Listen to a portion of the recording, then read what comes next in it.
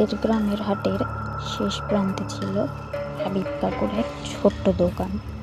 দিনের বেলায় সেখানে খুব ভিড় থাকলেও রাতে তেমন লোকজন যেত না, কারণ সবাই বলতো ঝড় বাদলের রাতে নাকি দোকানে এক অদ্ভুত দুর্ঘটনা ঘটেছিল।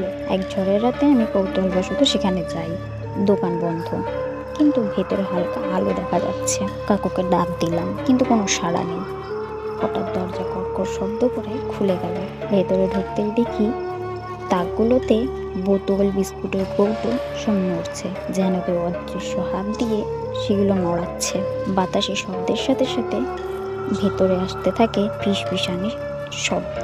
আমি ভয়ে বেরিয়ে আসতেই যাচ্ছিলাম, তখনই দেখলাম কাউন্টারের পেছনে হাবিব কাকুর মতন একজন বসে আছে, কিন্তু তার চোখ রক্ত লাল, ঠোঁট ফেটে আছে, আর গলায় কাঁদো কাঁদো স্বর, তুই কেন এসেছিস?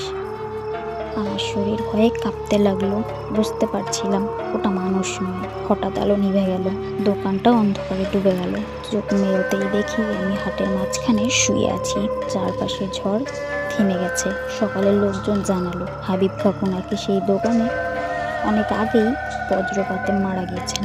তারপর থেকে ঝড়ের রাতে শেষ দোকানটায় তার আত্মা ঘুরে বেড়ায়, আর যদি কেউ সেখানে ভুল করে ঢোকে তাহলে তারা অচেতন অবস্থায় গ্রামের হাটের অন্য কোনো প্রান্তে পড়ে থাকে।